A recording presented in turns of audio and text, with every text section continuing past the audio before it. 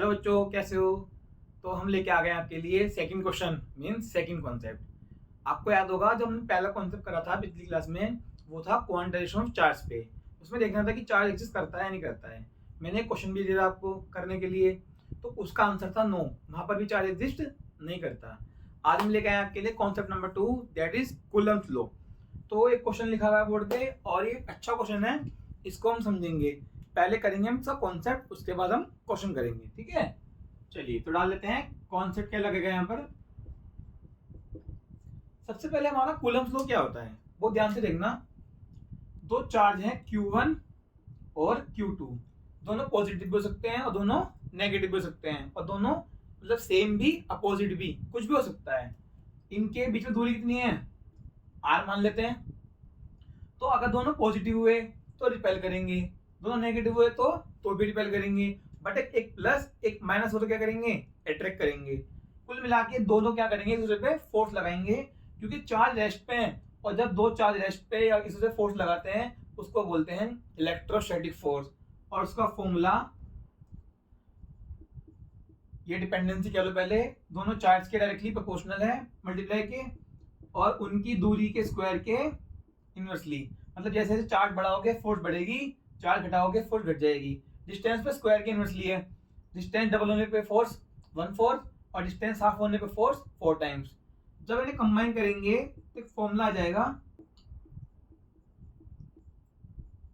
ये रहा। और अगर मैं इसको एक्सपेंड करूंगा तो क्या होता है? 1/4 pi epsilon not Q1 Q2 by R square. यहाँ पर Q1 Q2 क्या है? दोनों चार्ज की मैग्नीट्यूड, जिसमें हमको साइन नहीं लेना क्योंकि हम डायरेक्शन लगा लेंगे, because force is vector quantity. R क्या है? दो चार्ज के बीच का सेपरेशन। और ये क्या है? ये तो कांस्टेंट है। ये क्या है? ये इसको बोलते हैं एप्सिलॉन। ये है हमारा एप्सिलॉन। अभी डिपेंड करता है मीडियम पे। अगर फ्री स्पेस में हुआ, फ्री स्पेस या एयर दोनों की बात है यहाँ पे, है ना? तो अगर फ्री स्पेस में हुआ तो लगा देंगे नीचे नॉट, नॉट मतलब एक गोला सा। और अगर किसी मीडियम का हुआ तो वो जाएगा एप्सिलॉन एम। और एक रिलेटिव परमिटिविटी भी होती है, वो ये होता है। इसको हम नेक्स्ट कॉन्सेप्ट में देखेंगे। अभी समझो आप कि फोर्स का फॉर्मूला क्या है? K Q1 Q2 by R square. और इस पूरे की वैल्यू होती है 9 × 10⁹ न्यूटन मीटर स्क्वायर पर कूलम स्क्वायर। इसकी यूनिट कैसा ही भाई? K की निकालनी है तो इसको इधर भेज दिया। देखो अगर हम देखें तो K का फॉर्मूला ये आएगा, वो ध्यान से देखना, F × R square upon Q1 Q2, तो न्यूटन मीटर स्क्वायर पर coulomb into coulomb, coulomb square. बस ये यूज करना है पर आज कॉन्सेप्ट। हाँ, एक यहाँ वर्ड लिखा हुआ है इक्विलिब्रियम। ये क्लास 11 में पढ़ के आएंगे पक्का, या सुनना हो कहीं ना कहीं। इक्विलिब्रियम का मतलब होता है नेट फोर्स जीरो। अगर कोई भी बॉडी इक्विलिब्रियम में है, समझ जाना उस पे नेट फोर्स जीरो है। फोर्स जीरो नहीं है, नेट फोर्स मतलब इधर वाली बराबर होंगी, या ये और ये बराबर होंगी। मतलब कुल मिला के उस बॉडी पे सब फोर्सेस का सम जीरो होगा, उसको बोलते हैं body set to be in equilibrium. तो करते हैं बेटा, बस यूज होना है कूलम्ब्स लॉ, ठीक है? चलो डन। अब करते हैं क्वेश्चन। क्वेश्चन अच्छा है, कॉन्सेप्ट सिखाएगा आपको अच्छा खासा। देखो भाई, अब पहले क्वेश्चन की फिगर ड्रॉ करते हैं, बहुत ध्यान से देखना। इनने बोला है कि हमारे पास दो फिक्स्ड पॉइंट चार्ज हैं। फिक्स्ड मतलब जो मूव ना कर सकें। एक कितना है? +9e। एक कितना है? +4e। तो ये मान लेते हैं ये रहा +9e, और यहां पर मान लेते हैं +4e। Are separated by a distance b। दोनों के सेंटर्स के बीच में डिस्टेंस कितना है? डिस्टेंस हमेशा सेंटर के बीच का होता है। अब क्योंकि पॉइंट चार्ज हैं तो सेंटर और बॉडी एक ही है, ठीक है? डिस्टेंस कितना है? b। कह रहे हैं कि where should a third point charge. अब एक थर्ड चार्ज लिया है, पॉइंट चार्ज है, वो भी क्या लिया है हमें नहीं पता, हमने q मान लिया। हमने मान लिया q है कोई थर्ड चार्ज, फर्क नहीं पड़ेगा, उससे देखते रहना, उससे फर्क नहीं पड़ने वाला। स्मॉल q मानो, बड़ा q मानो, कुछ भी मानो, पॉजिटिव मानो नेगेटिव मानो, कोई फर्क नहीं पड़ेगा, आंसर जो आना वो आएगा।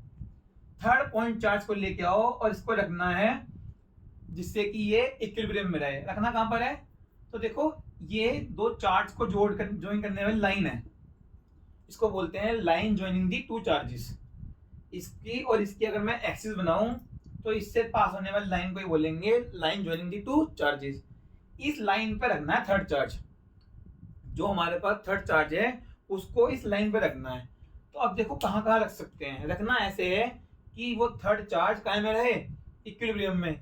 इसका मतलब इस थर्ड चार्ज पे लगने वाली नेट फोर्स कितनी हो जाए, बिल्कुल ठीक, 0।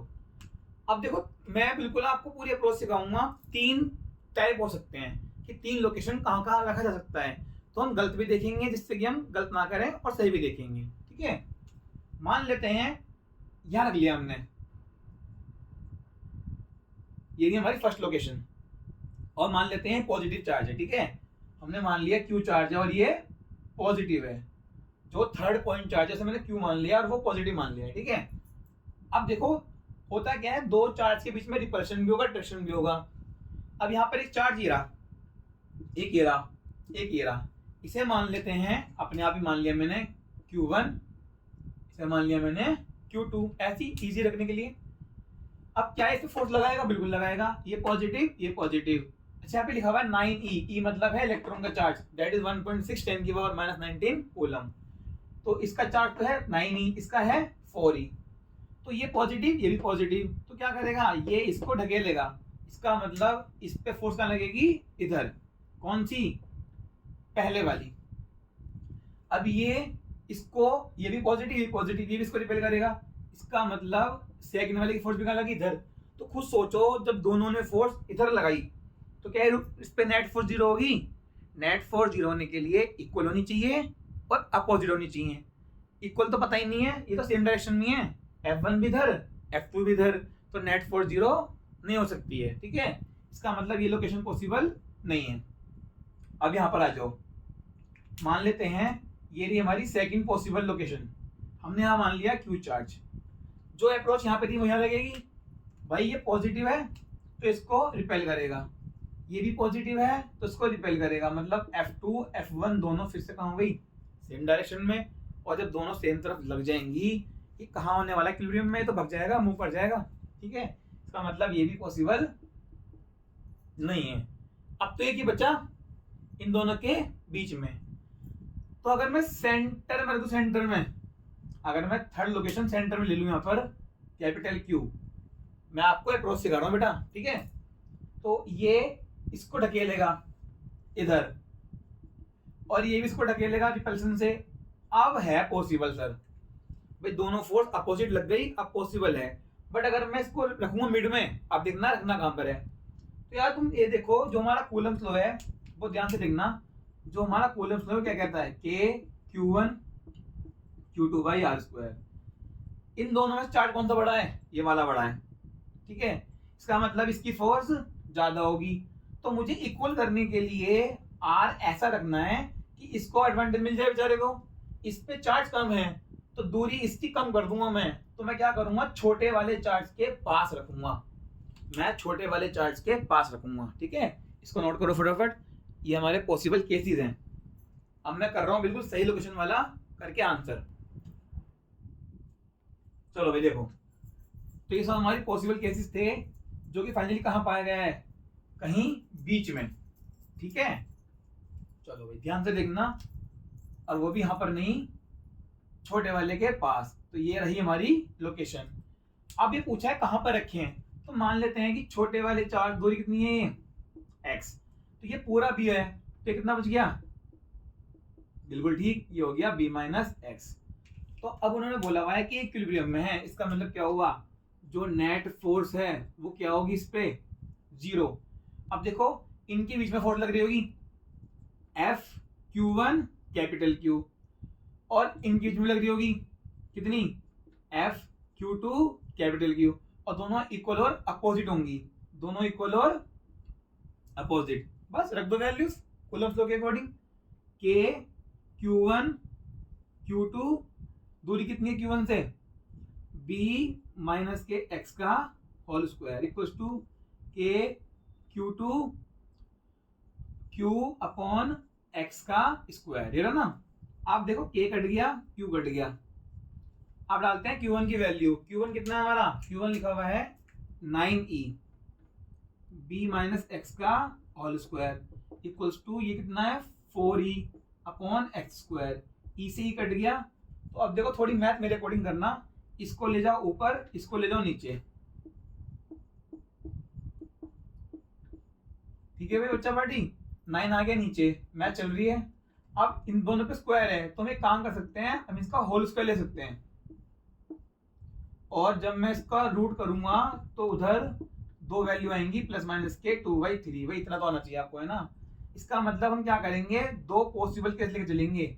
एक बार तो x upon b minus x को ले लेंगे 2/3 के इक्वल, और एक बार ले लेंगे x upon b minus x को माइनस के 2/3 के इक्वल।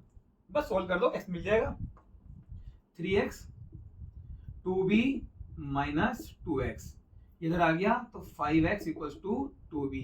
x आ गया आपका 2/5 ऑफ b। एक आंसर तो ये आ गया। यहां निकाल लेते हैं 3x माइनस के 2b प्लस के 2x। ठीक है, तो ये आ गया हमारा x इक्वल्स टू माइनस के 2b।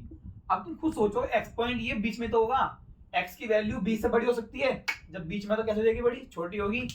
ये 2 भी आ रही है और नेगेटिव भी आ रही है, ये आ रही है यहाँ b के बीच में 0.4 टाइम्स। इसका मतलब ये सही है और इसको नेग्लेक्ट कर देना।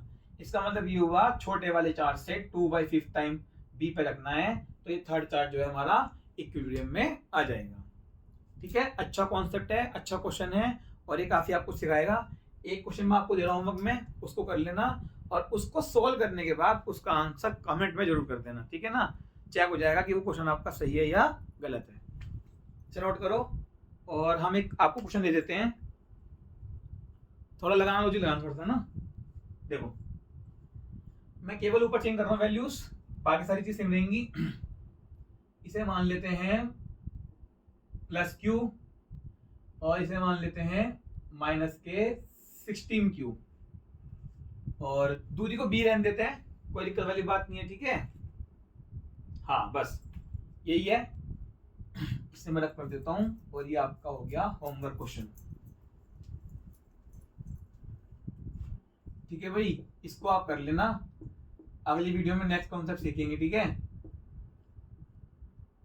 इसका आंसर कमेंट कर देना। ठीक है, कुछ नहीं करा है इस बार, चार्ज मैंने लिया है एक पॉजिटिव एक नेगेटिव। आप तुम्हारे लॉजिक लगाना 3 लोकेशन में से कौन सी लोकेशन पॉसिबल है ना। इस बार लोकेशन बीच में ना होके लेफ्ट राइट में आएगी।